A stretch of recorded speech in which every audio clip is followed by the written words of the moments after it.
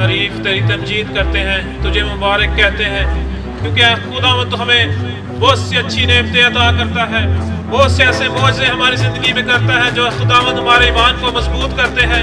ऐसा ही एक मौजा है खुदावंद इस चर्च का बनना है, ज़मीन के हसूल से लेकर है खुदावंद इसके लिए वसाइल की फराहमी, और आज है खुदावंद एक बहुत बड़ा काम जो इसका लेंटर है खुदावंद डाल रहा है खुदावंद।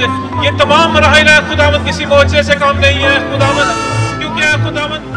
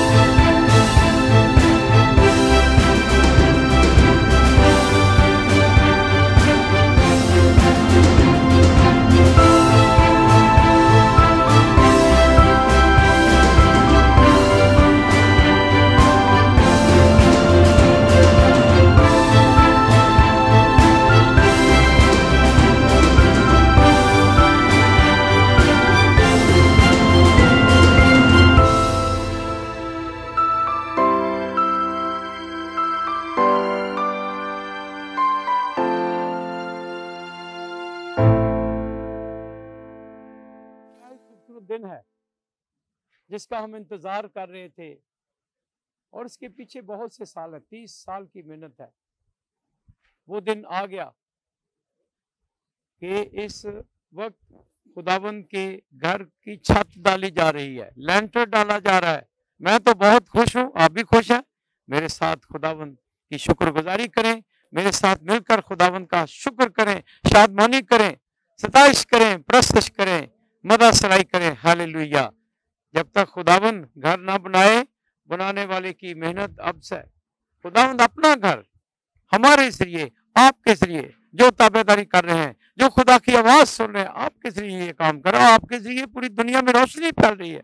सुनिए, रोशनी उनके जरिए फैलती है जो खुदा की ताबेदारी करते हैं। जहां जहां दुनिया में रोशनी है और जहां जहां दुनिया में अंधेरा है, उसकी वजह यह है कि लोग खुदा की आवाज नहीं सुनते, उसकी ताबेदारी नहीं करते। तो आपको मुबारकबाद देता हूं जिन्होंने खुदा की ताबेदारी की, अपने हदिया आजाद भेजे, और ताकि हम खुदा के घर को बनाने के लिए, बनाते हुए इस हद तक, इस स्टेज तक पहुंचे।